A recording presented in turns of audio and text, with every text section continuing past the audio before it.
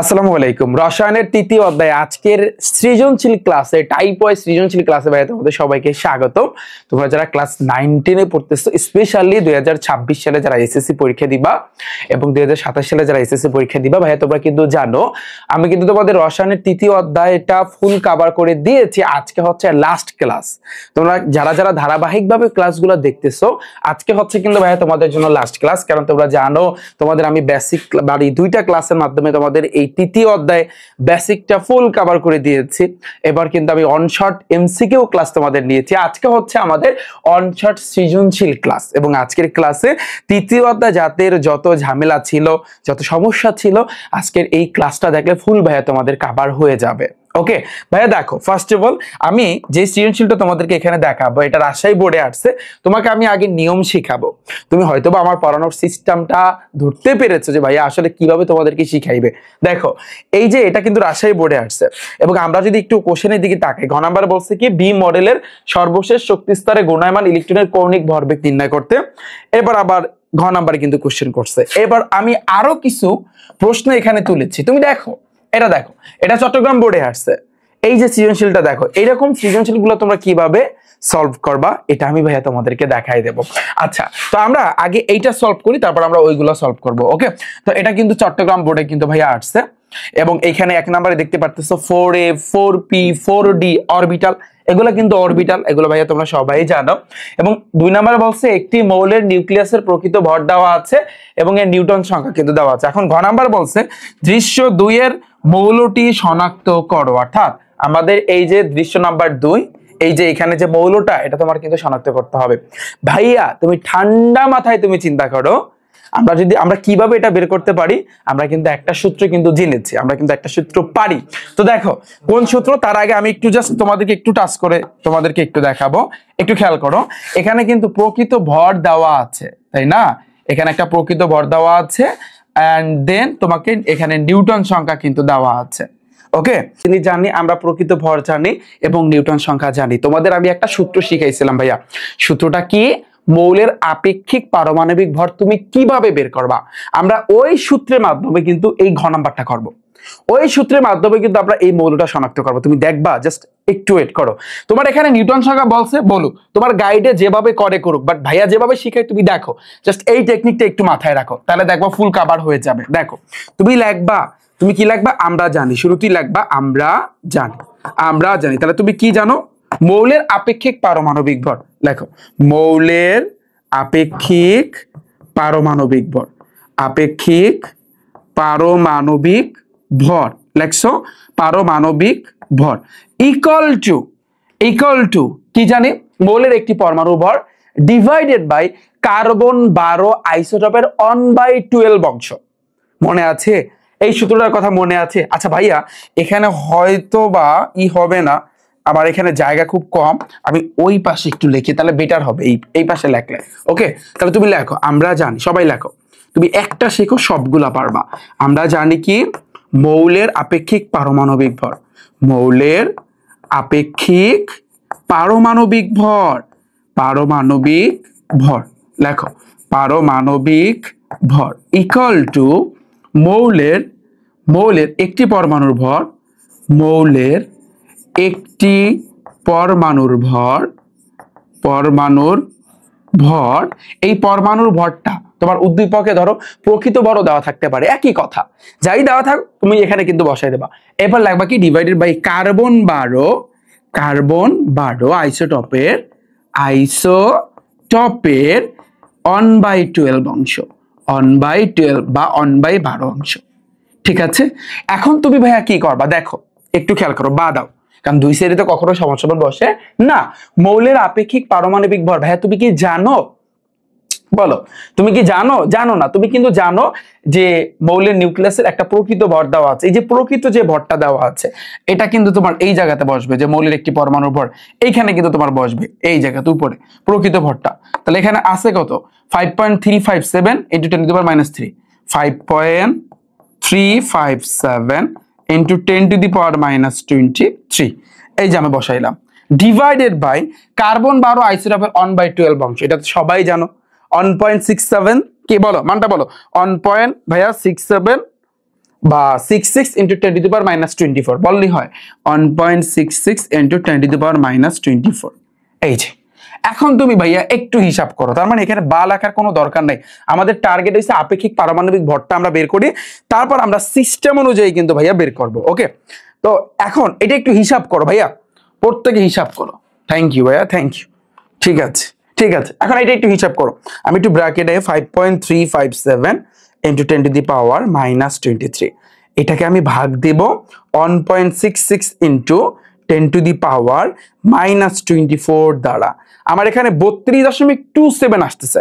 মোটামুটি আমি এখানে ধরো 32 ধরবো, 32.27 না, এটাকে আমি 32 32-এ আমি ধরবো, এটা নিয়ম। এতটুকু বুঝছো? তুমি বলবা যে ভাইয়া আমাদের তো এটা আসলে বের করতে বলে নাই, আমাদের বলছে মৌলটা শনাক্ত করতে। ওয়েট, মৌল আমি শনাক্ত করতেছি। এখন তুমি একটা মৌলের নিউটন সংখ্যা তুমি জানো, এবং একটা মৌলের এই যে আপেক্ষিক পারমাণবিক ভর, তো পারমাণবিক ভরও তুমি জানো, নিউটন সংখ্যাও তুমি জানো। এখন প্রোটন সংখ্যা তুমি বের করতে পারবা না? মানে বিষয়টা হচ্ছে এরকম, সাপোজ তুমি ভাবো, চিন্তা করো, ধরো আমি সোডিয়ামের কথাই আমি যদি চিন্তা করি, সোডিয়ামের পারমাণবিক সংখ্যা হচ্ছে কিন্তু 11। এই পারমাণবিক সংখ্যা কিন্তু লেখা হয় নিচে। আর ওর পারমাণবিক যে ভরটা, এইটা কি বলা আপেক্ষিক পারমাণবিক ভর, একই কথা। ওর পারমাণবিক ভর কত? 11 2 22, এটা 23 ভাইয়া। তাহলে এই যে 23, এটা কিন্তু ওর আপেক্ষিক পারমাণবিক ভর বা পারমাণবিক ভর আমরা বলি। এই দুইটা থেকে যদি আমি বিয়োগ করি, তাহলে তুমি পাবা কি? নিউটন সংখ্যা পাবা। 23 থেকে 11 বিয়োগ করলে পাবা 12, ওই 12 হয়েছে কিন্তু ওর নিউটন সংখ্যা। এখন তোমার এখানে তুমি দেখো, তুমি লিখবা কি এখানে, এখানে কি ভাইয়া? তোমার এখানে নিউটন সংখ্যা কিন্তু বলা আছে, নিউটন সংখ্যা। তাহলে নিউটন সংখ্যা কত বলা আছে দেখো তো, দেখো নিউটন সংখ্যা এখানে তোমার এখানে কত বলা আছে ভাইয়া? 17। 17 না? নিউটন সংখ্যা তোমার এখানে 17 বলা আছে। আচ্ছা, তাহলে তুমি লেখো নিউটন সংখ্যা আছে 17। পারমাণবিক যে ভরটা বা আপেক্ষিক পারমাণবিক ভর, একটা লেখলেই হয়। তাহলে পারমাণবিক যে ভর, তাহলে পারমাণবিক ভর আছে কত ভাইয়া? তোমার 32। এখন তোমাকে মৌলটা শনাক্ত করতে বলছে, তা মৌল আমরা শনাক্ত করব, প্রোটন সংখ্যা আমরা বের করি। তাহলে প্রোটন সংখ্যা কত হবে? কে কে বলতে পারবা? প্রোটন সংখ্যা, প্রোটন সংখ্যা কিভাবে বের করবা? তুমি বিষয়টা বোঝো। ওই যে সোডিয়ামের ধরো ওর পারমাণবিক ভর এখানে বলা আছে তোমার 23, আর ওর নিউটন সংখ্যা বলা আছে ধরো এখানে 12। এখন এই প্রোটন সংখ্যা তুমি বের করতে পারবা না? 23 থেকে 12 তুমি বিয়োগ করে দাও, তাহলে তো এখানে রেজাল্ট যেটা আসবে সেটাই তো, তুমি বিয়োগ করো, দেখো এখানে 11 আসে, 11 হবে তোমার ওর প্রোটন সংখ্যা। ঠিক সেম, তুমি 32 থেকে 17 বিয়োগ করো, তুমি 32 থেকে 17 বিয়োগ করো ভাইয়া, তাহলে তো তুমি রেজাল্টটা পেয়ে যাবা। 32 মাইনাস 17 তোমার এখানে আসতেছে ভাইয়া 15। এখন তুমি ভাবো, এই যে প্রোটন সংখ্যা আর পারমাণবিক সংখ্যা একই কথা, তাহলে বলো তো এখন মৌলটা কি হবে? 15 পারমাণবিক সংখ্যা, বলো তাহলে মৌলটা এখন কি হবে? তাহলে আমরা কিন্তু বলতে পারি যে লেখবা এই প্রোটন সংখ্যা আর পারমাণবিক সংখ্যা কিন্তু একই কথা। লেখো অতএব 15 পারমাণবিক সংখ্যা বিশিষ্ট, 15 পারমাণবিক সংখ্যা বিশিষ্ট মৌলটি কি বলতো? বিশিষ্ট মৌলটি হলো, যেহেতু আমাদের মৌলটি শনাক্ত করতে বলছে, তাহলে মৌলটি কি ভাইয়া? ফসফরাস। এই যে পি হবে। ভেরি সিম্পল, তাই না ভাইয়া? বলো, একেবারে ইজি না? কতটা সহজে তোমাদেরকে শিখাই দিচ্ছে, তোমাদের গাইডে অন্যভাবে করছে, বাট আমরা যেহেতু একটা সূত্র জানি, এই সূত্রের মাধ্যমে কিন্তু আমরা সবগুলা খেল খতম করে ফেলবো। ঠিক আছে, পুরো জিনিসটা পানি পানি। বলো, এই সূত্রটা সবার মাথায় আসছে না? যারা এমসিকিউ ক্লাস করছো, যারা বেসিক ক্লাস ভাইয়া করছো, তোমরা কিন্তু এগুলা জানো সবাই। ডান, আমাদের এটা গেল। এরপর আসছি কিন্তু ভাইয়া পরেরটা, যে দৃশ্য 1 এর শক্তির ক্রম বিশ্লেষণ করো। দৃশ্য 1 এ কি আছে দেখো, এটা কিন্তু এই কোশ্চেন গুলা আসে। দৃশ্য 1 এ বলছে কি 4f, তারপর 4p, তারপর 4d অরবিটাল কিন্তু আছে। স্পেশালি 2026 সালে যারা এসএসসি পরীক্ষা দিবা, তোমরা এখানে 27 ব্যাচ বা 28 ব্যাচ পরবর্তী ব্যাচের স্টুডেন্ট থাকতে পারো, বাট যারা 26 ব্যাচে যারা পরীক্ষা দিবা, তোমাদের কিন্তু শর্ট সিলেবাস দিছে, তোমাদের কিন্তু এগুলো ভালো করে শিখতে হবে, কারণ এগুলো থেকেই কিন্তু কোশ্চেন আসবে। যেহেতু শর্ট সিলেবাস দিচ্ছে, তার মানে এগুলো কিন্তু ইম্পর্টেন্ট। ওকে, এই যে দেখো 4p4 মানে 4f 4p 4d অরবিটাল। এখন আমাদের বলছে শক্তির ক্রম। আমরা কিন্তু জানি এই যে অরবিটাল গুলা, এগুলার কিন্তু শক্তির ক্রম অনুযায়ী কিন্তু বসাইতে হয়, যেটাকে একটা নীতি আছে, যে নীতিটার নাম হইছে আউবাউ নীতি। আউবাউ নীতির কথা শুনছো না? n+l এর মান অনুযায়ী কিন্তু তোমার ইলেকট্রন গুলা বসবে। মনে পড়ে কিনা ভাইয়া? বেসিক ক্লাসে আমি শিখাইছি, কার কার মনে পড়ে একটু আমাকে জানাও। আউবাউ নীতি অনুসারে, আউবাউ নীতি অনুসারে দেখো, তাহলে আউবাউ নীতিটা আসলে কি ছিল তোমার এটা একটু জানতে হবে। দেখো আউটবাউ নীতিটা আসলে এক্স্যাক্টলি কি ছিল আমি একটু রিমুভ করে দিচ্ছি এটা। এগুলো পুরো স্লাইড তোমরা পেয়ে যাবা, প্যারা নিও না, পুরো স্লাইড ভাই এই যা যা আমি করাচ্ছি না সবগুলোর স্লাইড তোমরা পেয়ে যাবা। এখন এটা যদি আমরা করতে চাই তাহলে দেখো ঘ নম্বরে তুমি লিখবা উদ্দীপকের 1 নং হতে, উদ্দীপকের 1 নং হতে, এতটুকু তুমি লিখবা। লিখছো উদ্দীপক 1 নং হতে। এবার লিখবা আমরা জানি আউটবাউ নীতি অনুসারে, আউটবাউ নীতি অনুসারে এটা তোমার লিখতে হবে। আচ্ছা বলো তো আউটবাউ নীতিটা কি ছিল? যে ইলেকট্রন গুলা মৌলের কিভাবে বসে, মৌলে ইলেকট্রন গুলা কিভাবে বসে ভাইয়া কে কে বলতে পারবা?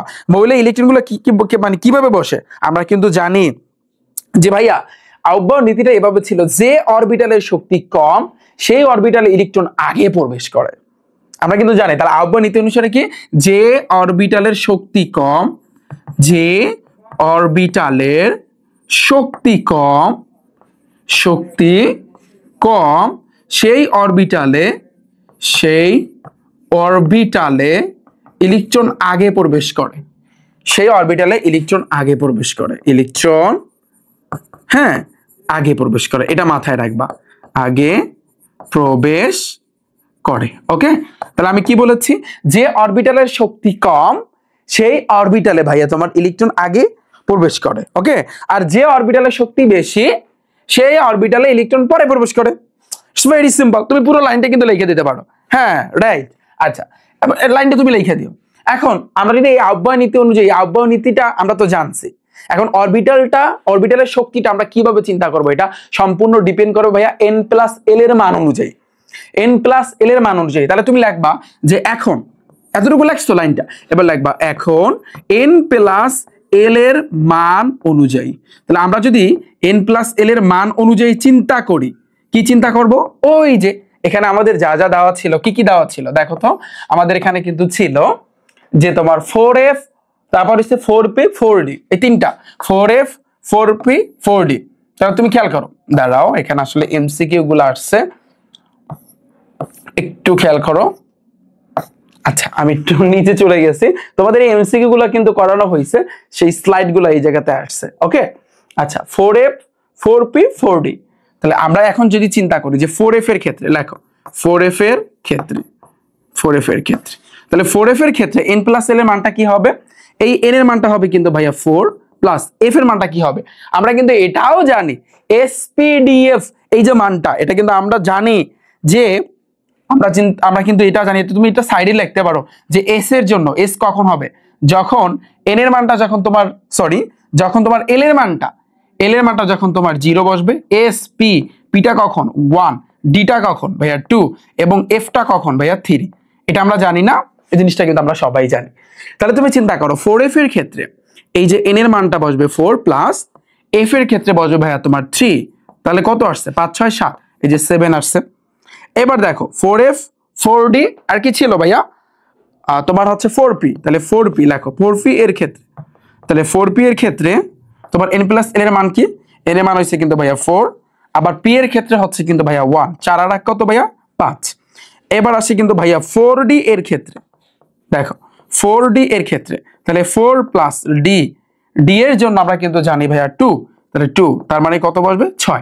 এখন তুমি দেখো এই যে আমরা কিন্তু n+l এর মান কিন্তু চিন্তা করছি, এখন এর ভিতরে n+l এর মান কার কম দেখো তো, আমরা কিন্তু দেখতে পাচ্ছি 5 6 7, এই যে 5, এই যে দেখো 4p এর কিন্তু কম, তাহলে তুমি লিখবা এখানে তোমার 4p একটা অরবিটাল, তাহলে 4p অরবিটালের যেহেতু n+l এর মান কম তার মানে ওর শক্তিও কম, তাহলে শক্তি কম, তাহলে 4p অরবিটালের শক্তি কম, তার মানে এই 4p অরবিটালে ইলেকট্রন আগে প্রবেশ করবে, তার মানে তোমার 4p অরবিটালে, তাই লেখো তাই 4p অরবিটালে ইলেকট্রন আগে প্রবেশ করবে, ইলেকট্রন আগে প্রবেশ করবে। ওকে এখন এই যে আমি যে লিখলাম না, দাঁড়াও আমি একটু বলতেছি, এই যে আমি লিখলাম না এগুলো সম্পূর্ণ বানিয়ে তুমি লিখবা, এগুলো মুখস্থ করার কিচ্ছু না, তুমি জাস্ট বুঝবা আউটবাউ নীতিটা কি, আমি কিন্তু বেসিক ক্লাসে সুন্দরভাবে আলোচনা করছি, জাস্ট তুমি বুঝবা এবং n+l এর মানটা তুমি কিভাবে বের করবা জাস্ট তুমি বুঝবা। আমাদের কিন্তু শক্তির ক্রম বের করতে বলছে, কিন্তু আমাদের খুব খেয়াল করতে হবে আমাদের কি এই অরবিটালের শক্তির ক্রম বের করতে বলছে, নাকি অন্য কিছু, না কোনটা আগে ইলেকট্রন প্রবেশ করবে? আমরা যদি একটু কোশ্চেনটার দিকে ভালো করে ভাইয়া তাকাই, দেখো এই কোশ্চেনটার দিকে তাকাও, বলছে কি দৃশ্য 1 নংয়ের শক্তির ক্রম, কিন্তু 1 নং এ লেখা আছে অরবিটাল, তার মানে অরবিটালের শক্তির ক্রম আমাদের বিশ্লেষণ করতে হবে। কোনটায় আগে ইলেকট্রন প্রবেশ করবে সেটার শক্তির ক্রম না, বিষয়টা বোঝো। এখন তোমরা লাস্টে লেখা দেবে এই জিনিসটা, ওখানে তোমরা লেখা দিও যে ভাইয়া এই যে 4p 4f 4p 4d, এই যে আমরা তিনটার শক্তি কিন্তু আমরা জানছি, তাই না? এখানে শক্তি কম কার বলতো? 4p, কিন্তু আমাদের বলছে অরবিটালের শক্তির ক্রম। তুমি এখন লিখবা ফিনিশিং এ যে অরবিটালের শক্তির ক্রম, লেখো অরবিটালের ভাইয়া শক্তির ক্রম। তাহলে অরবিটালের শক্তির ক্রমটা কি হবে? যেহেতু আমরা জানি 4p, ওর 5 তারপর 6 তারপর 7, ওর ভিতরে আগে ইলেকট্রন প্রবেশ করবে, তার মানে এর ভিতরে অরবিটালের মধ্যে কে চেতা পেলে হার? 4f, কারণ ওর মান বেশি, তার মানে 4f এর মান কিন্তু ভাইয়া বেশি। তারপরে হইছে কিন্তু ভাইয়া 4d, তারপরে হইছে কিন্তু ভাইয়া তোমার 4p। ওকে, আমার কথা বুঝতে পেরেছো? এই যে ক্রমটা আমি লিখছি এটা কিন্তু ভাইয়া অরবিটালের ক্রম, ঠিক আছে? এটা কিন্তু তোমার শক্তির ক্রম, ওই যে তোমার কোনটায় আগে ইলেকট্রন প্রবেশ করবে এটা কিন্তু না, এটা অরবিটালের ক্রম। কার কার অরবিটাল সবচেয়ে বেশি সেটা কিন্তু আমি চিন্তা করছি।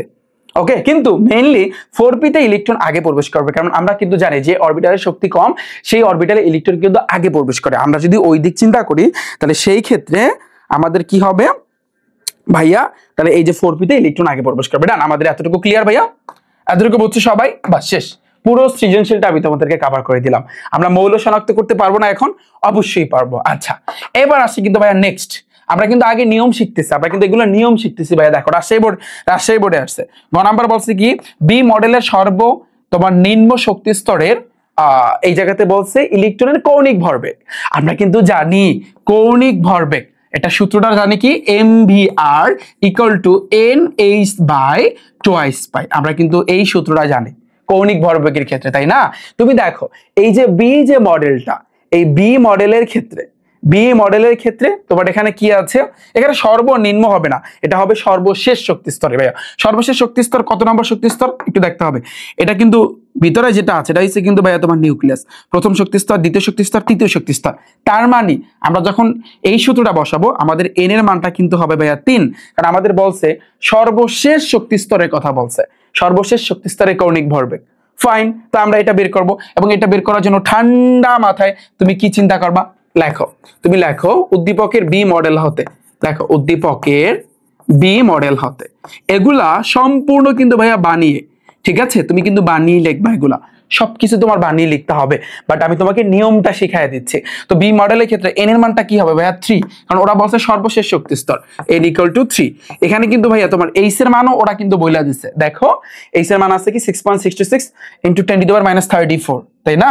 তাহলে দেখো 6.66 × 10⁻34 দেওয়া আছে, ঠিক আছে? আর কিছু দেওয়া আছে বলো? আমাদের এখান থেকে কি বের করতে বলছে? কৌণিক ভরবেগ নির্ণয় করতে বলছে। এখন দেখো, এখন কি লিখবা? আমরা জানি, লিখবা কি? আমরা জানি। কি জানো ভাইয়া? তুমি কৌণিক ভরবেগের সূত্র জানো না? mvr = NH/2π। এই পুরোটা কিন্তু একটা কৌণিক ভরবেগ, ঠিক আছে? আমি বেসিকে শিখাইছি। এখন দেখো n এর মানটা কি হবে? 3, h এর মানটা কি হবে? 6.66 × 10⁻34 ডিভাইডেড বাই 2 × পাই এর মান কত? 3.1416। তাহলে মোটামুটি এটার সাথে এটা তুমি গুণ করবা তোমার ক্যালকুলেটর দিয়ে, গুণ করার পরে তারপর তুমি ঠান্ডা মাথায় ভাগ দিবা। তোমার 3.164 × 10⁻34 ভাই আসতেছে। এই হয়েছে কিন্তু আমাদের ওভারঅল অ্যান্সার। পানি বলো, একেবারে সোজা না? জাস্ট তোমাকে কৌণিক ভরবেগ মাথায় রাখবা। কৌণিক ভরবেগ কোনটাকে বলে বলো? তুমি চাইলে এখানে লিখতে পারো, কৌণিক ভরবেগ বলা হয় mvr। এই পুরোটাকে আমি বলতে পারি কৌণিক ভরবেগ, পুরোটাকে। এটা একটু মাথায় রাখবা। ডান, এবার আসি কিন্তু ভাইয়া ঘ নাম্বার, পরমাণুর গঠন ব্যাখ্যায় উদ্দীপকের কোন মডেলটি অধিক উপযোগী বিশ্লেষণ করো। পরমাণুর গঠন ব্যাখ্যায় তুমি যদি একটু ঠান্ডা মাথায় ভাবো, আমি তোমাকে শিখাইছি বেসিক ক্লাসে ভাইয়া শিখাইছি। দেখো এই যে এ যে মডেলটা এটা কিন্তু রাদারফোর্ড পরমাণু মডেল, আর বিটা হইছে কিন্তু বোর পরমাণু মডেল, মনে আছে? এখন এভাবে কিন্তু কোশ্চেন, এই কোশ্চেন গুলো সবচেয়ে বেশি আসবে। অনেক সময় তোমাকে মানে বলবে রাদারফোর্ড পরমাণু মডেলটা ব্যাখ্যা করো, আবার বোর পরমাণু মডেলটা ব্যাখ্যা করো, বা কোনটা উপযোগী কোনটা কার্যকরী, এভাবে কিন্তু কোশ্চেন করবে। এভাবে যদি কোশ্চেন করে, আমি কিন্তু রাদারফোর্ডে তোমাকে নিয়ম শিখাইছি কয়টা? 4টা। আর বোর্ডের নিয়ম শিখেছি কয়টা? 3টা। মনে আছে? এগুলো একেবারে মাথায় আছে না এখন? আমি আশা করি যারা বেসিক ক্লাস দেখছো তোমাদের সবার মনে আছে। একটা জিনিস অলওয়েজ মাথায় রাখবা, রসায়নের ক্ষেত্রে, বায়োলজির ক্ষেত্রে এবং জীববিজ্ঞানের ক্ষেত্রে বেসিকটা সবচেয়ে মেইন। তুমি বলবা ভাইয়া ফিজিক্সের ক্ষেত্রে, তারপর ওই যে হায়ার ম্যাথের ক্ষেত্রে বেসিক মেইন না, হ্যাঁ মেইন, বাট সবচেয়ে আরো বেশি গুরুত্বপূর্ণ রসায়ন এবং হচ্ছে কিন্তু তোমার জীববিজ্ঞানের ক্ষেত্রে। তুমি এই দুইটা সাবজেক্টে বেসিকটা যার কাছ থেকে যত ভালোভাবে শিখতে পারবা তুমি ততই এমসিকিউ তারপর সৃজনশীলে উপাইতে পারবা। সহজ কথা, তোমার বেসিকটা ভালো করে শিখতে হবে, এমন ভাবে শিখবা যেন তোমার মাথার ভিতরে কিন্তু গেঁথে যায়। তুমি তা মানে আমি সবসময় সাজেস্ট করি ভাইয়া, তুমি যার ক্লাসই দেখো না কেন, যার কাছেই তুমি পড়ো না কেন, যে তোমাকে একেবারে মাথার ভিতরে ঢুকাই দিতে পারবে তুমি তার কাছে পড়বা, দেখবা তুমি একটা ভালো রেজাল্ট তুমি কিন্তু করতে পারবা। আমার কথা বুঝতে পেরেছো? তো দেখো তাহলে আমরা জানি, আমরা এটা ধরতে পারছি এ হচ্ছে কিন্তু রাদারফোর্ড পরমাণু মডেল আর বি হচ্ছে কিন্তু ভাইয়া তোমার বোর পরমাণু মডেল। হ্যাঁ, এখন বলছে কি পরমাণুর গঠন ব্যাখ্যায়, পরমাণুর গঠন ব্যাখ্যায় উদ্দীপকের কোন মডেলটা উপযোগী। আমরা কিন্তু জানি যে এটা হচ্ছে বোর পরমাণু মডেল কিন্তু উপযোগী, তাই না? এখন তুমি এটা লেখার আমি টেকনিকটা শিখাই দিই। তুমি ধরো ঘ নাম্বার লিখবা, তুমি এই প্রথম লাইনটা এখান থেকে দেখে দেখে লিখবা যে পরমাণুর গঠন ব্যাখ্যায় উদ্দীপকের বি মডেলটা সবচেয়ে বেশি বা অধিক উপযোগী, এতটুকু লাগবা। এবার লাগবা কি যে বি মডেলটা হচ্ছে কি, বি মডেলটা হচ্ছে কিন্তু বোর পরমাণু মডেল।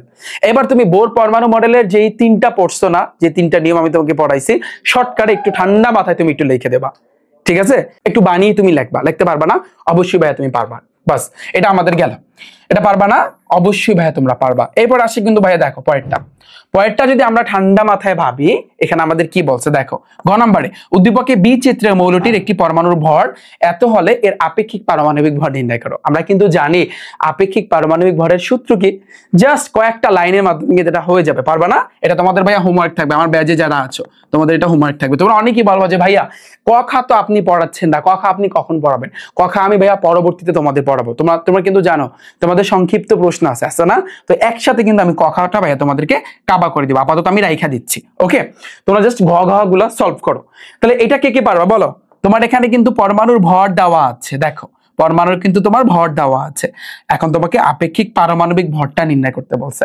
তো আমরা এইটা দেখার জন্য আমরা জাস্ট একটু আগের গুলা একটু তাকাবো। এই যে দেখো আপেক্ষিক পারমাণবিক ভর এভাবে তুমি লিখবা, তারপর সূত্রটা লিখবা, যেহেতু পরমাণু ভর দেওয়া আছে ওটা লিখবা, আর কার্বন 12 আইসোটোপের 1/12 অংশ, এটা মান তো তুমি জানোই, বাস শেষ। ওই অনুযায়ী তুমি করবা, তোমার খেল খতম হয়ে যাবে ভাইয়া। পানি একেবারে ইজি না? একেবারে ইজি। দেখো এবারে পরমাণুর কি বলছে দেখো, এখানে বলছে পরমাণুর গঠন ব্যাখ্যায় উদ্দীপকের কোন চিত্রটা অধিকতর গ্রহণযোগ্য। এটা তো তুমি নিজের চোখে দেখতে পারতেছো, এটা কিন্তু রাদারফোর্ড পরমাণু মডেল, এটা হচ্ছে বোরেরটা সবচেয়ে বেশি উপযোগী। তোমাকে আমি যে 3টা নিয়ম শিখাইছি না শর্টকাটে, ওই 3টা নিয়ম ঠান্ডা মাথায় লাগবা। এবার ফিনিশিং এ লাস্টে তুমি লিখে দেবা যে এই বোরেরটা, বা ফার্স্টে যেহেতু তুমি লেখছই বা লেখবাই যে বোর পরমাণু মডেল অনেক বেশি বা অধিকতর গ্রহণযোগ্য, লাস্টে তুমি সামথিং কিছু লিখে দেবা। আমি তোমাদের শিখাইছি না যে ভাইয়া যে সৃজনশীল কিভাবে বা কোন সিস্টেমে লেখলে স্যাররা তোমাকে ফুল মার্ক দিতে বাধ্য, ওই অনুযায়ী কিন্তু ভাইয়া তোমরা লেখবা। ডান? আমাদের এটাও কিন্তু ভাইয়া ডান, ঠিক আছে? এরপর আসছে কিন্তু ভাইয়া আমরা আরেকটা সৃজনশীল দেখবো, এটা একটু দেখো। এটা কিন্তু তোমার ঢাকা বোর্ডে আসছে, ওকে? দেখো এখানে কি বলছে, দৃশ্য 1-এর আলোকে মৌলটির দ্বিতীয় এবং তৃতীয় আইসোটোপের প্রকৃতিতে প্রাপ্ত শতকরা পরিমাণ নির্ণয় করো। এভাবে কিন্তু আসবে যে আইসোটপের তোমার হচ্ছে শতকরা পরিমাণ তুমি কিভাবে বের করবা বলো তো? একেবারে সোজা, বাট এই সোজার ভিতরে কিন্তু একটু প্যাচ আছে। এই প্যাচটা কিন্তু অনেকেই তোমরা ধরতে পারো না। তুমি দেখো একটু ভাবো যে দৃশ্য 1-এর আলোকে মৌলটির দ্বিতীয় এবং তৃতীয় আইসোটপ, তাহলে এই যে দেখতে পারতেছো তোমরা আইসোটোপ, এখানে কিন্তু হাইড্রোজেনের 3টা আছে, হাইড্রোজেন এখানে 1, তারপর 2, তারপর 3, এই যে 3টা আইসোটোপ দেওয়া আছে, এবং এর মধ্যে প্রথম আইসোটোপটির প্রকৃতিতে প্রাপ্ত শতকরা পরিমাণ দেওয়া আছে এত, আর কিছু দেওয়া নাই।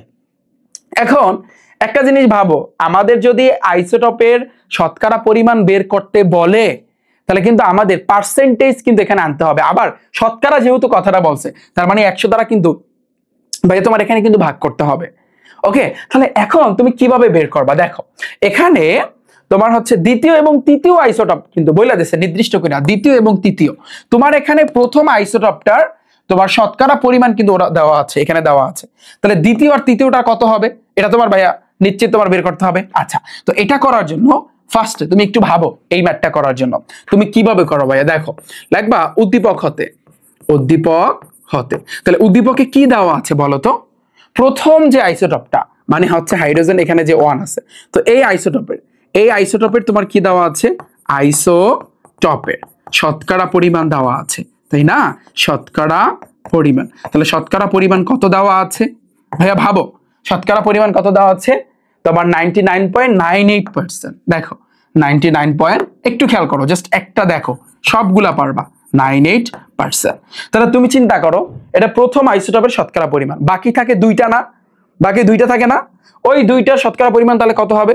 এই যে পার্সেন্ট দ্বারা বোঝায় 100 থেকে তুমি এটা বিয়োগ করে দিবা, তারপর যে রেজাল্টটা পাবা ওইটাই কিন্তু বাকি দুইটার ভিতরে থাকে। তাহলে তুমি লেখো বাকি দুইটার, বা তুমি এভাবে লিখতে পারো হাইড্রোজেন 2 আর হাইড্রোজেন 3, এই যে একটু ব্র্যাকেট দিতে পারো আইসোটোপের শতকরা পরিমাণ, এভাবেও তুমি লিখতে পারো, অথবা লিখতে পারো বাকি দুইটার, এভাবেও তুমি লিখতে পারো আইসোটপের। তোমরা বলবা যে ভাইয়া উদ্দীপকে তো বাকি দুইটার শতকরা পরিমাণ দেওয়া নাই, তাহলে আপনি কিভাবে বের করতেছেন? আমি বের করব টেকনিক দিয়ে, কারণ আমরা কিন্তু জানি শতকরা পরিমাণ কিভাবে বের করে। আমরা যেহেতু পার্সেন্টেজ, তার মানে 100 থেকে আমাদের এই আগেরটা বিয়োগ করতে হবে 99.98। ওকে, এখন তুমি যদি বিয়োগ করো তাহলে যে রেজাল্টটা পাবা ওইটাই কিন্তু ভাইয়া তোমার কি বাকি দুইটার শতকরা পরিমাণ। ঠিক আছে, আচ্ছা এটা কোন বোর্ডে আসছে ভাইয়া? ঢাকা বোর্ডে আসছে। তাহলে দেখো ভাইয়া একটু খেয়াল করো, আমরা এটা একটু দেখি। তাহলে বাকি দুইটা শতকরা পরিমাণ একটু ক্যালকুলেট করো 0.02%, 0.02% পাইছি আমরা বাকি দুইটার। এখন আমাদের খেলা কিন্তু প্রথমটা না, আমাদের খেলা কিন্তু ওরা স্পষ্ট বলে দিয়েছে কোশ্চেনে দ্বিতীয় এবং তৃতীয়টার। তাহলে আমাদের প্রথম যেটা আমরা লাইনটা লিখছি ওটা শুধুমাত্র লিখছিলাম এই দ্বিতীয় এবং তৃতীয়টার শতকরা পরিমাণ বের করতে। এখন আমরা এই দুইটার ভিতরে আমরা এখন ধরে নিব, এখন আমাদের কি করতে হবে ভাইয়া? ধরে নিতে হবে যে না, যে আমি যদি বলি এই যে হাইড্রোজেন এই যে 2 যেটা, এই আইসোটপের লেখো আইসোটপের প্রকৃতিতে পরিমাণ বা শতকরা পরিমাণ, প্রকৃতিতে শতকরা পরিমাণ একটা লেখলেই হয়, বা শুধু শতকরা পরিমাণ লেখলেও হয়, একটা লেখলেই হয়, কোনো অসুবিধা নাই। এটাকে আমরা X% ধরে নিব, এটাকে আমরা X%, আমরা কিন্তু এটা নিয়ে কাজ করতেছি, এটা বাদ, এটা এখন মনে মনে চিন্তা করো বাদ। তো এইটা এই দুইটার ভিতরে আমি এটাকে X% ধরে নিছি, আর বাকি থাকে আরেকটা। তাহলে এইটা আইসোটপের, লেখো আইসোটপের সেম ভাবে লিখবা আইসোটপের প্রকৃতিতে শতকরা পরিমাণ। তাহলে এটা কত হইতে পারে বলো তো? বলো প্রকৃতিতে শতকরা পরিমাণ। তুমি জানো দুইটার টোটাল ভ্যালু আমরা পাইছি কিন্তু 0.02%। তো এটা থেকে আমি বিয়োগ করে দেবো আগেরটা, এটা থেকে আগেরটা বিয়োগ করব, বলো এটা থেকে কি আগেরটা বিয়োগ করব না 99.98 থেকে কিন্তু ভাই বিয়োগ করবো ভাইয়া? এইটা থেকে আমরা এইটা বিয়োগ করে দিব, এইটা থেকে এইটা বিয়োগ করে দিলে তাহলে আমরা কিন্তু পরেরটার পাবো। এই যে X%টা আমি বিয়োগ করে দিলাম। এই যে এই জিনিসটা বুঝতে পেরেছো? মাথার ভিতরে ঢুকছে? কিচ্ছু না, আমি আবারও বলি 3টা আইসোটপ দেওয়া আছে, যেখানে প্রথম আইসোটপটা শতকরা পরিমাণ দেওয়া আছে, এবার কিন্তু দ্বিতীয় এবং তৃতীয়টা দেওয়া নাই, ওটা আমরা একসাথে বের করছি। এখন যেহেতু একসাথে বের করছি, এখন আমাদের খেলাই হবে দ্বিতীয় আর তৃতীয় আইসোটপ নিয়ে, এজন্য আলাদা আলাদা ভাবে আমরা শতকরা পরিমাণ দ্বিতীয়টা আমরা ধরে নিছি, তাহলে তৃতীয়টার ক্ষেত্রে এটা থেকে এটা বিয়োগ করে দিলেই হয়। ওকে, এখন আমরা ফাইনালি আপেক্ষিক পারমাণবিক ভরটা কিন্তু আমরা বের করব। এখন আমাদের বের করতে হবে কিন্তু আপেক্ষিক পারমাণবিক ভর। খেয়াল করো, আমাদের এই যে শতকরা পরিমাণ ঠিক আছে, কিন্তু আমাদের এই যে মানে বের করতে বলছে, আমাদের তো এই এক্স এর মান তো বের করতে হবে, তাই না? আর এক্স এর মান বের করার জন্য আমাদের আপেক্ষিক পারমাণবিক ভরটা কিন্তু চিন্তা করতে হবে। তাহলে তুমি এখন ভাবো, লেখো অতএব আপেক্ষিক পারমাণবিক ভর। দেখো যদি এভাবে পার্সেন্টেজ থাকে পারমাণবিক ভর, তুমি বলবা যে ভাইয়া কেন আপনি আপেক্ষিক পারমাণবিক ভর লেখলেন? দেখো আমাদের কোশ্চেনে কিন্তু দেওয়াই আছে, এই যে দেখো গড় আপেক্ষিক পারমাণবিক ভর দেওয়া আছে। ওকে, তো এই জন্য কিন্তু আমরা লিখছি আপেক্ষিক পারমাণবিক ভর। এখন আপেক্ষিক পারমাণবিক ভর যদি তোমার পার্সেন্টেজে দেওয়া থাকে, হ্যাঁ, তাহলে সেক্ষেত্রে আমরা জানি কিভাবে বের করবো বলো তো? বলো কে কে পারবা? অ্যান্সার দাও। এটা কিন্তু আমি বেসিক ক্লাসে কিন্তু ভাই তোমাদেরকে শিখাইছি। দেখো আমাদের কিন্তু এখানে হিসাব, এই যে আপেক্ষিক পারমাণবিক ভরটা কিন্তু বের করতেছি আমরা 3টা আইসোটপ নিয়েই কিন্তু আমাদের এখন কাজ করতে হবে। দেখো প্রথম যে আইসোটপটা ছিল 99.98%, ওর এখানে কিন্তু হাইড্রোজেনের মাথায় 1 ছিল, তাই না? তাহলে তুমি এখন লিখবা 99.98%, পার্সেন্ট তুমি পরে লিখবা ইনটু দাও 1 দিছো, তারপর দাও প্লাস। দ্বিতীয়টা কি ছিল ভাইয়া? দ্বিতীয়টা দেখো তো, দাঁড়াও এগুলো তো বেসিক ক্লাস, তাই না? দ্বিতীয়টা দেখো তো, দ্বিতীয়টা মানে কি? এই যে 2 নাম্বার যে হাইড্রোজেনের আইসোটপ, এটার প্রকৃত পরিমাণ কত ছিল? X%, কিন্তু এখানে কিন্তু ভাইয়া ছিল 2, তার মানে X এর সাথে এক্স এর সাথে তোমার এখন 2 গুণ হবে। এগুলো কিন্তু ভাইয়া পার্সেন্ট, তুমি পার্সেন্ট কিন্তু চাইলে এখানে দিতে পারো। এরপরে দেখো তৃতীয়টা কি ছিল ভাইয়া, দেখো তো তৃতীয়টা ছিল হচ্ছে কিন্তু 0.02% মাইনাস x%, কিন্তু এখানে আছে কিন্তু 3, তার মানে 0.02%, 0.02 তারপর হচ্ছে পার্সেন্ট মাইনাস x%, এই পুরোটার সাথে কিন্তু গুণ হবে কত ভাইয়া, পুরোটার সাথে, এই পুরোটার সাথে গুণ হবে ভাইয়া 3, ডিভাইডেড বাই হইছে কিন্তু তোমার 100। ডিভাইডেড বাই কি 100 হবে? কে কে বলতে পারো, বলো। আপেক্ষিক পারমাণবিক ভর, হ্যাঁ ডিভাইডেড বাই তোমার 100 হবে, এটা মাথায় রাখবা। ওকে, এই জিনিসটা অলওয়েজ মাথায় রাখবা। এখন তুমি দেখো বা এই আপেক্ষিক পারমাণবিক ভর, এটা কিন্তু তুমি মান জানো, তুমি কি জানো, এই যে দেখো 1.3025, তাহলে লেখো 1.3025, 1.30 তারপর 25 ইকুয়াল টু, এখানে এখন হিসাব করো, এটার সাথে 1 গুণ করলে 99.98 পাচ্ছি, প্লাস 2 এর সাথে x গুণ করলে ভাইয়া 2x পাবো, পার্সেন্টেজ আপাতত বাদ দাও তুমি। এবার দেখো 3 এর সাথে তুমি এটা যদি গুণ করো 0.02 ইন্টু হচ্ছে কিন্তু ভাইয়া তোমার 3, তার মানে 0.06 পাচ্ছি আমি, ব্র্যাকেট দাও মাইনাস 3x কিন্তু আমি পাচ্ছি, ডিভাইডেড বাই কিন্তু 100 পাচ্ছি। এখানে তুমি ব্র্যাকেটটা চাইলে উঠাইতে পারো, যেহেতু প্লাস এবং মাইনাস কোনো অসুবিধা নাই, তুমি ব্র্যাকেটটা উঠে ফেলো ভাইয়া, তুমি ব্র্যাকেটটা উঠাও, এইখানে তুমি ব্র্যাকেটটা উঠে ফেলো, ঠিক আছে। তাহলে দাঁড়াও আমি একটু, এটা বেশি মোছা হয়েছে, এই ব্র্যাকেটটা উঠিয়ে ফেলো, উঠিয়ে ফেলো। আচ্ছা যদি ব্র্যাকেট উঠাও এখন হইবে হিসাব, দেখো তাহলে বা 1.0025 ইকুয়াল টু, নিচে থাকতেছে ভাইয়া তোমার 100, উপরে 99.98, দেখো 3টা x থেকে 2টা x বিয়োগ করলে একটা x থাকে, প্লাস না মাইনাস, 3 বড় না 2 বড়, 3 বড়, ওর আগে মাইনাস আছে, তার মানে মাইনাস x হবে, এটার এটা হিসাব করছে, প্লাস থাকতেছে 0.06। আচ্ছা একটা কাজ করো, এটার সাথে এটা যোগ করে দাও ডাইরেক্ট, তার মানে 99.98 এর সাথে তুমি যোগ করবা 0.06, তাহলে যোগ করলে তোমার এখানে মোটামুটি ভাবে এখানে তোমার রেজাল্ট কত আসতেছে, রেজাল্ট আসতেছে তোমার 100.04। ওকে, এখন তুমি আড়াআড়ি গুণ করো, তাহলে বা এটা নিচে মনে মনে এক চিন্তা করো, তাহলে 100.04 মাইনাস এক্স, এর সাথে 100 সাথে এটা তুমি গুণ করবা, 100 ইন্টু হবে কি, ইন্টু হবে 1.0025, তাহলে এখানে আসতেছে 100.25। আচ্ছা তাহলে বা মাইনাস এক্সটাকে তুমি রাইখা দাও, 100.25, এটা যদি ওই পাশে যায় তাহলে মাইনাস 100.04, তাহলে তুমি মাইনাস 100.04, তার মানে তুমি এখান থেকে পাচ্ছ অর্থাৎ 0.21 পাচ্ছ ভাইয়া, তুমি কি পাচ্ছ 0.21। ওকে, আচ্ছা এইখানে সম্ভবত ভাইয়া আমার আরেকটা জিরো হবে, এইখানে 1.00 আরেকটা জিরো হবে ভাইয়া, সম্ভবত এখানে আরেকটা জিরো হবে, একটু মিস্টেক হয়েছে, এখানে ভাইয়া আরেকটা জিরো হবে, ঠিক আছে, এখানে তোমার আরেকটা জিরো হবে, আরেকটা জিরো হইলে একটু চেঞ্জ হবে, দাঁড়াও একটু ভুল হয়েছে এখানে, বাট আমি একটা জিরো দেই না, এই জন্য থ্যাংক ইউ ভাইয়া কমেন্ট করার জন্য। দেখো এখন তুমি হিসাব করবা যে এখানে আছে কি 100.04 মাইনাস হচ্ছে এক্স ইকুয়াল টু, তুমি 100 সাথে গুণ দিবা 1.00025, তাহলে গুণ দিলে 100.025 তুমি পাবা। এখন ঠিক আছে, তাহলে মাইনাস এক্সটা তুমি এখন রাইখা দাও, তাহলে 100.025, এই প্লাস ওই পাশে গেলে মাইনাস 100.04, এখন ভাইয়া তুমি বিয়োগ করো মাইনাস 100.04, তাহলে তোমার আসতেছে ভাইয়া মাইনাস 0.015, দুই সাইডে মাইনাস থাকলে ভাইয়া কাটাকাটি, ফাইনালি আমরা এক্স এর মান পাচ্ছি 0.015। আমাদের কি এক্স এর মান বের করতে বলছিল না, আমাদের বের করতে বলছিল যেটা ভাইয়া, সেটা কি, সেটা হচ্ছে যে দ্বিতীয় এবং তৃতীয় আইসোটোপের প্রকৃতিতে শতকরা পরিমাণ কত।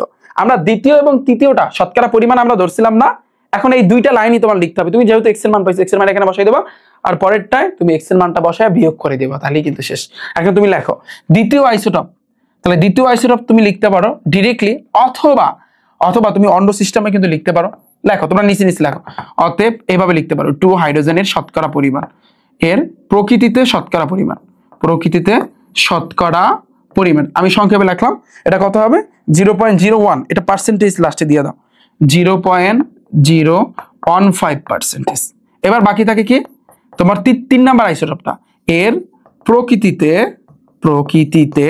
শতকরা পরিমাণ আমি সংক্ষেপে লিখলাম। হ্যাঁ, এটা কি ছিল 0.02 ছিল না, 0.02% মাইনাস x%, মনে আছে? তাহলে তুমি করো 0.02, তোমরা নিচে নিচে লেখো ভাই, আমার জায়গা নাই, মাইনাস x%, x এর মান কত 0.015, 0.015 এত পার্সেন্ট। এখন হিসাব করো, বিয়োগ করো 0.02 মাইনাস 0.015, তাহলে এখানে আসতেছে 5 ইন্টু 10⁻³ আমার ক্যালকুলেটরে যেটা আসতেছে। বাট এখানে ওভারঅল ভাইয়া কত আসতে পারে বলো? 0.005 আসবে। তোমরা যদি এই মানটা যদি চিন্তা করো 0.005 আসবে, এত পার্সেন্টেজ। শেষ ভাইয়া, বুঝছো?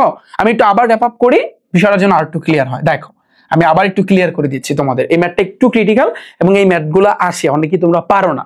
দেখো যদি তোমাকে বলে দ্বিতীয় এবং তৃতীয় আইসোটোপ, তার মানে প্রথমটাকে তোমার বাদ দিতে বলছে, তো শতকরা পরিমাণ, তাহলে আমরা যেটা করছি, যে টেকনিকটা খাটাইছি, প্রথম আইসোটোপের শতকরা পরিমাণ আমরা জানি, দ্বিতীয় তৃতীয় একসাথে বের করবো, কারণ শতকরা যেহেতু বলছে পুরো 100 থেকে আমরা এই মানটা বিয়োগ করব।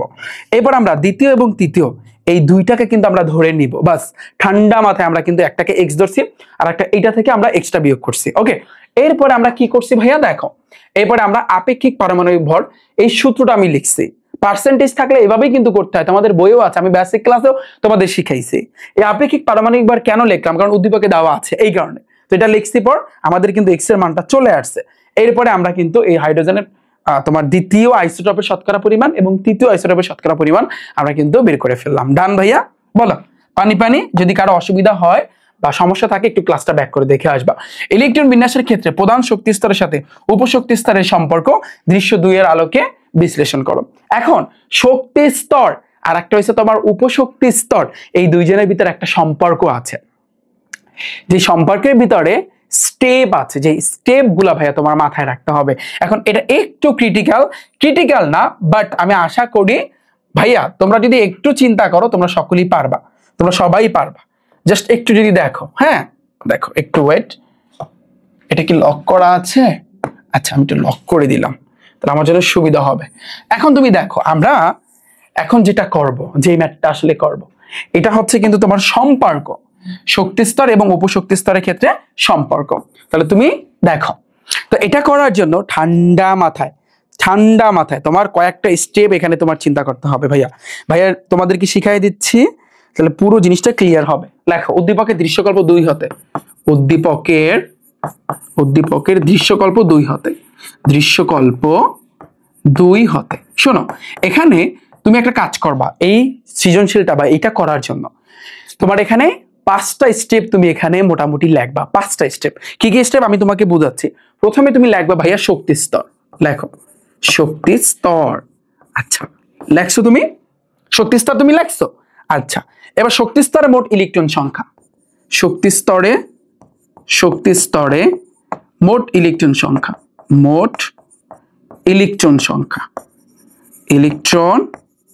সংখ্যা, ফাইন, এটা তুমি কিন্তু লিখবা। লেখছো শক্তি স্তরে কিন্তু মোট ইলেকট্রন সংখ্যা, ঠিক আছে। এখন তুমি দেখো তারপরে কি ভাইয়া, এটা আমাদের গেল সেকেন্ড নাম্বার। 3 নাম্বারে কিন্তু আমরা কি লিখবো? ওকে দেখো তুমি, আমি যেটা নিয়ম শেখাচ্ছি তোমরা একটু দেখো, এটা দেখো। এখন আমরা উপশক্তি স্তরে এল এর মান, এটা আমরা চিন্তা করবো। এখন উপশক্তি স্তর, শক্তি স্তরে কাহিনী শেষ, এখন কাহিনী হবে উপশক্তি স্তর।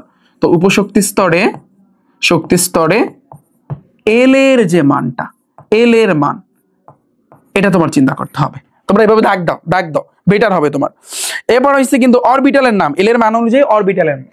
তাহলে এল এর মান অনুযায়ী, এই যে এল যেটা এখানে বের করবা, এই এল এর মান অনুযায়ী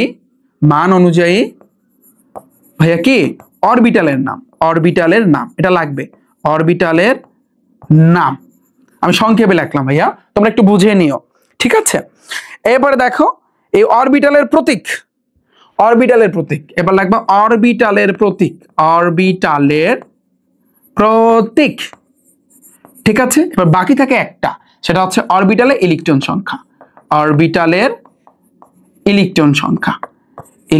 সংখ্যা, শোনো যদি আমাদের এইভাবে বের করতে বলে 1 2 3 4 5 6, এই 6টা স্টেপ তোমার কিন্তু লাগবে।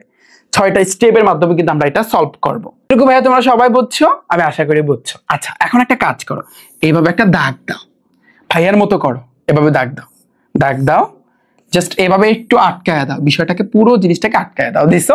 এই 6টা জিনিস কিন্তু ভাইয়া তোমার মাথায় রাখতে হবে, সবগুলা সৃজনশীল। যেখানেই তোমার এভাবে সম্পর্ক বলবে, জাস্ট তুমি এই 6টা জিনিস একটু মাথায় রাখবা। ভাইয়া তোমাকে একেবারে সহজে শিখাচ্ছে। দেখো আমরা এখানে যদি একটু ভালো করে তাকাই, দেখো এই যে সৃজনশীলটার উদ্দীপকে দেখো এখানে n এর মান কয়টা আছে, মানে কয়টা শক্তি স্তর আছে, 3টা। তার মানে ওভারঅল আমরা 3টা নিয়েই কাজ করব, যেহেতু আমাদের এখানে 3টা দেওয়া আছে। এই যে তোমার দৃশ্যকল্প 2 আমরা 3টা নিয়েই কাজ করব। তাহলে n এর মান যখন 1 হবে তখন আমরা চিন্তা করব, n এর মান যখন 2 হবে আর n এর মান যখন ভাইয়া 3 হবে, আমরা এই 3 জায়গায় কিন্তু ভাইয়া চিন্তা করব। ওকে, তাহলে n এর মান যখন 1 হবে, শক্তি স্তরের মোট ইলেকট্রন সংখ্যা আমরা জানি, শক্তি স্তরের মোট ইলেকট্রন সংখ্যা বের করে 2n² এই সূত্রটা দ্বারা, মনে আছে?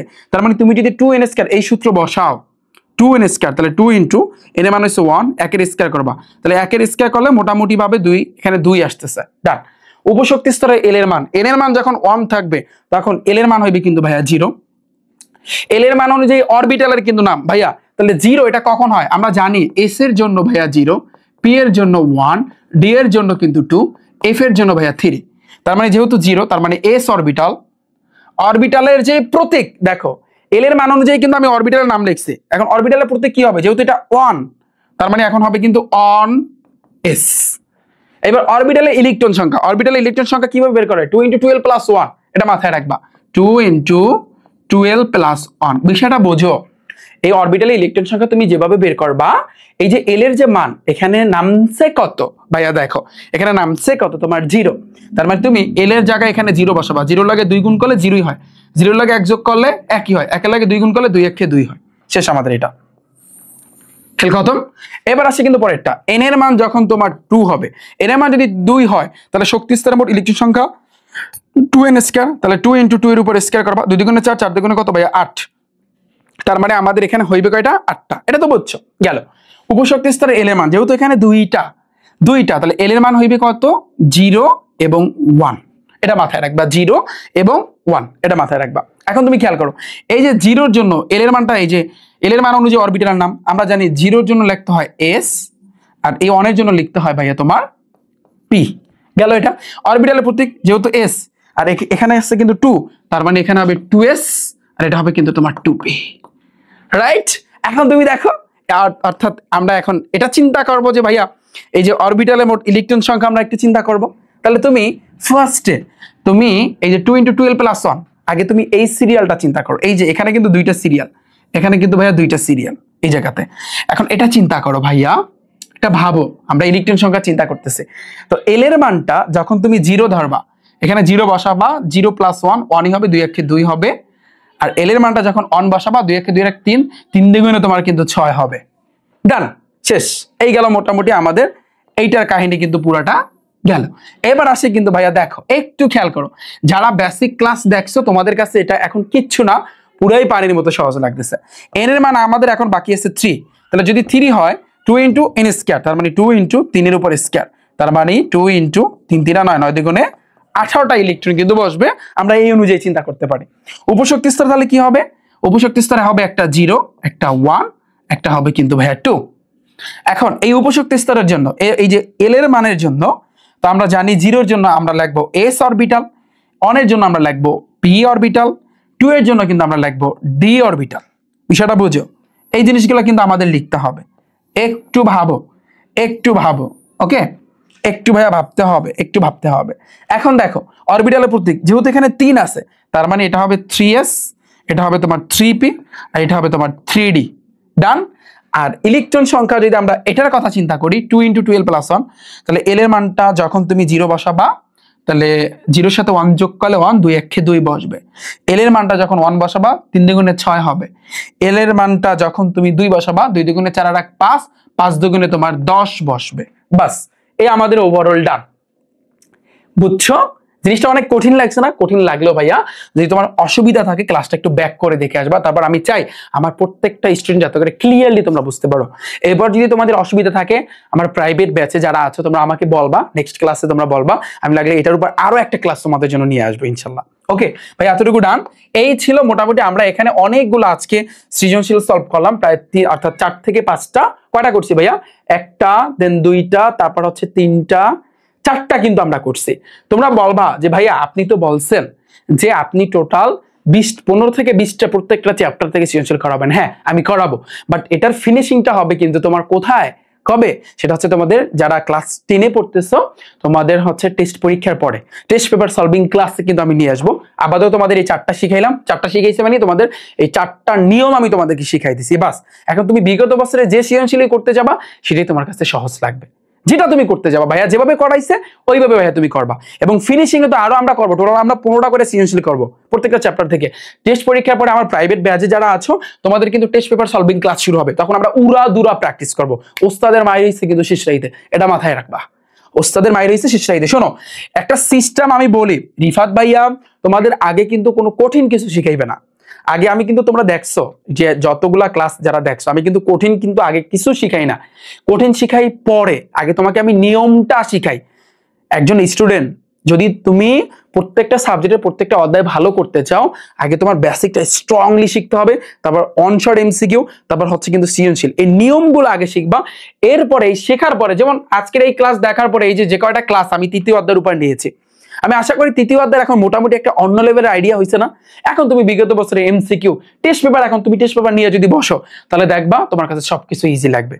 এবং একটা খবর আছে যে ভাইয়া তোমাদের জন্য 2026 সালে শুরুর দিকে 1 জানুয়ারির দিকে তোমাদের জন্য রিফাত ভাইয়া তোমাদের সায়েন্সের 4 সাবজেক্টে মাস্টার প্রো বুক কিন্তু নিয়ে আসতেছে টাইপ ওয়াইজ। তোমরা কিন্তু জানো আমি অলরেডি আমার টাইপ ভিত্তিক হচ্ছে কিন্তু গণিত বই আমি রিলিজ করছি, তোমরা জানো, যেটা 2025 সালে এসএসসি পরীক্ষার্থীদের জন্য কিন্তু আমি বের করছিলাম এবং তার ভিতর থেকে কিন্তু কমান আসছে, এটা তোমরা সবাই জানো, তোমরা প্রমাণ পেয়েছো, প্রমাণ সহকারে আমি তোমাদেরকে দেখাইছি। আমি যদি তোমাদেরকে একটু দেখাই, আমি যদি জাস্ট তোমাদেরকে দেখাই, দাঁড়াও আমি একটু নিচের দিকে যাব, এই যে দেখো, আমি যদি তোমাদেরকে দেখাই যে গণিত বইটা থেকে বিগত বছরে কিরকম তোমার হচ্ছে পরীক্ষাতে কমান আসছে, জাস্ট এগুলো কিন্তু তোমরা কিন্তু জানো, ঠিক আছে।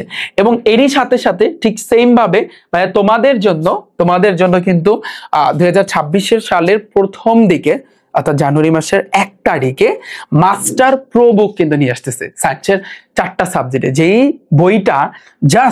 বইটা তোমার কিন্তু কোনো টেস্ট পেপার বলো, কোনো সাপ্লিমেন্ট বলো, আদৌ ওগুলো কেনার কোনো দরকার পড়বে না, জাস্ট একটা বুক। তোমরা যদি এটা সম্পর্কে ডিটেলসে জানতে চাও, তোমাদের ফোনের মধ্যে যে ক্রোম ব্রাউজার আছে না, ক্রোম ব্রাউজারে যাবা, সেখানে গিয়ে সার্চ দিবা রিফাত একাডেমি অথবা rifatacademy.com।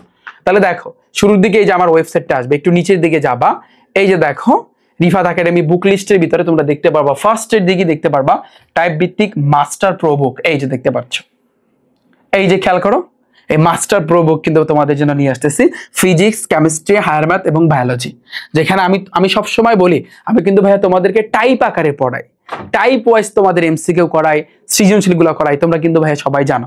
এবং যারা 2026 সালে তোমরা এসএসসি পরীক্ষা দিবা এবং 2027 সালে যারা এসএসসি পরীক্ষা দিবা, তোমরা জানো আমি কিন্তু একটা কোর্স আমি চালু করেছি, যে এই কোর্সে আমার টার্গেট হচ্ছে প্রত্যেকটা সাবজেক্ট আমি তোমাদেরকে 100তে 100 ভাইয়া দেবো। আগে ছিল 90, এখন 90 না, এখন 100তে 100 তোমার পেতে হবে। কারণ এখন আগে করাইছি ওদের 500 এমসিকিউ এক একটা সাবজেক্টে, এখন তোমাদের আমি করাবো 1000 এমসিকিউ, এভাবে অনশর্ট এমসিকিউ, তারপর সৃজনশীল এভাবে করাবো, বোর্ড কোশ্চেন প্র্যাকটিস, তোমরা পরীক্ষা দিতে পারবা। তোমাদের জন্য পরীক্ষা আমি এমসিকিউ, তোমরা যেমন এই যে এমসিকিউ অনশর্ট এমসিকিউ যারা ক্লাসটা দেখছো, ওটা দেখার পরে এবার আমার ওয়েবসাইটে গিয়ে তোমরা কিন্তু পরীক্ষা দিতে পারবা। কিছুদিন পরে কিন্তু আমি চালু করতেছি, যে 4 সাবজেক্টের কোর্সের ফি হচ্ছে মাত্র 1020 টাকা। তুমি চিন্তা করো 4টা সাবজেক্ট তোমাকে ফুল কমপ্লিট, পুরো বই, শুধু শর্ট সিলেবাস না, ফুল সিলেবাসই একেবারে, কিন্তু আগে আমি শর্ট সিলেবাসটা কভার করবো, তারপর ফুল সিলেবাস, তো পুরো বই কিন্তু কভার হয়ে যাচ্ছে। একটা সাবজেক্ট যদি হিসাব করো কয় টাকা করে পড়তেছে, তুমি একটু হিসাব করো। যাদের 4 সাবজেক্ট কৃষি, তোমরা বলো ভাই আমার তো 3 সাবজেক্ট, আমার তো হায়ার ম্যাথ নাই, তুমি চাইলে 3 সাবজেক্টে ভর্তি হতে পারবা। কোর্সের ফি হয়েছে 820 টাকা। এবং তোমাদের জন্য কিন্তু একটা সারপ্রাইজ আছে, একটা বৃত্তির ব্যবস্থা কিন্তু আছে ভাইয়া, এটা দেখে নাও। সেটা হচ্ছে যারা এই সায়েন্সের 4 সাবজেক্টে ভর্তি হবা, তোমাদের প্রথম পুরস্কার থাকবে ল্যাপটপ, সেকেন্ড পুরস্কার থাকবে হচ্ছে স্মার্টফোন, থার্ড পুরস্কার স্মার্ট ওয়াচ, চতুর্থ পুরস্কার থাকবে একটা হচ্ছে একটা ক্যালকুলেটর।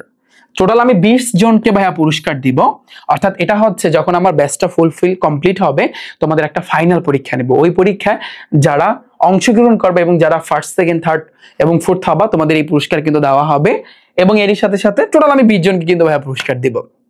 এটা সম্পর্কে তোমরা ডিটেলসে জানতে পারো। শুধু সায়েন্সের এই 4 সাবজেক্ট এটা না, এই যে তোমরা দেখতে পারতেছো গণিত এবং ইংরেজি, আমার গণিত এবং ইংরেজি ব্যাচে যারা ভর্তি হবা, তোমাদের ক্ষেত্রে সেম প্রাইজের ব্যবস্থা। অর্থাৎ বিষয়টা তুমি চিন্তা করো, ধরো অনেকে হয়তো বা বুঝে নাই, যে দেখো ধরো তুমি সায়েন্সের 4 সাবজেক্টে ভর্তি হইলে আমার কাছে, আবার গণিত ইংরেজিতে ভর্তি হইলা, তো সায়েন্সের 4 সাবজেক্টে তুমি ফার্স্ট হইলা, সাপোজ তুমি এই পরীক্ষা ফার্স্ট হইলে তুমি একটা ল্যাপটপ পাবা, আবার তুমি গণিত এবং ইংরেজিতেও ফার্স্ট হইলা, তার মানে ওখান থেকেও একটা ল্যাপটপ পাবা, টোটাল 2টা ল্যাপটপ পাবা। আমার কথা বুঝতে পেরেছো? অর্থাৎ এইখানে যে পুরস্কার আছে সায়েন্সের ব্যাচের জন্য, গণিত এবং ইংরেজির ব্যাচের জন্য সেম পুরস্কার কিন্তু থাকতেছে। তো আমি আশা করি তোমরা বুঝছো। এবং কোর্সে যদি তুমি ভর্তি হইতে চাও, ভর্তি হওয়ার জন্য সেম ভাবে ভাইয়া তোমার ফোনের মধ্যে যে ক্রোম ব্রাউজার আছে, ক্রোম ব্রাউজারে যাবা, এখানে গিয়ে সার্চ দিবা রিফাত একাডেমি অথবা rifatacademy.com। এখানে ফার্স্টে যেটা আসবে এটার উপর ক্লিক করবা, একটু নিচের দিকে যাবা, নিচের দিকে গেলে ভাইয়া দেখো এসএসসি 26-27 লেখা আছে। এইখানে একটু খেয়াল করো, দেখো ভাইয়া এখানে কি আছে, সায়েন্সের এই যে দেখো physics, chemistry, biology, higher math 4টা সাবজেক্ট। আবার তোমার যদি তুমি 3 সাবজেক্ট পড়তে চাও তাহলে এই 3 সাবজেক্টে এখানে ভর্তি হইতে পারো। তো এই আর কি। সো আমি আশা করি তোমরা সবাই বুঝতে পেরেছো। এবং ভর্তি কিভাবে হবা এখানে কিন্তু ছোট্ট একটা ভিডিও দেওয়া আছে, এটা দেখলেই তুমি বুঝতে পারবা। এছাড়া ভাই আমাদের হোয়াটসঅ্যাপ নাম্বার আছে 01749097325, এখানে কিন্তু তোমরা মেসেজ দিতে পারো। এছাড়াও শুক্রবার বাদে অর্থাৎ বাকি দিনগুলো সকাল 10টা থেকে বিকাল 4টা পর্যন্ত আমাদেরকে কল করলে আমরা কিন্তু, যদি তোমাদের প্রয়োজন পড়ে আমাদেরকে কিন্তু কল দিতে পারো। তো এই ছিল সবকিছু ভাইয়া। এবং এটা পুরো পিডিএফ যারা আমার ব্যাচে আছো সুন্দরভাবে ভাইয়া তোমরা কোথায় পাবা, তোমরা কিন্তু ভাইয়া এই ক্লাসের নিচে কিন্তু পিডিএফটা দেখতে পারবো। ওখানে জাস্ট একটা ক্লিক করবা, সকল এই স্লাইডগুলো যা আমি পড়াইছি দেখো, এটা হচ্ছে বেসিক ক্লাস এই চ্যাপ্টারের, এগুলো তোমরা তো জানো, এগুলো আমি কিন্তু সুন্দরভাবে পড়াই দিছি তোমাদের। এবং আজকের এই ক্লাসের পুরো পিডিএফ কিন্তু ভাইয়া তোমরা পেয়ে যাবা। এই ছিল ভাইয়া সবকিছু। তাহলে সবাই ভালো থাকবে, সুস্থ থাকবে, সাথী থাকবে রিফাত একাডেমি ইউটিউব চ্যানেল এবং ফেসবুক পেজে। দেখা হচ্ছে ভাইয়ারা তোমাদের সাথে পরবর্তীতে। আল্লাহ হাফেজ।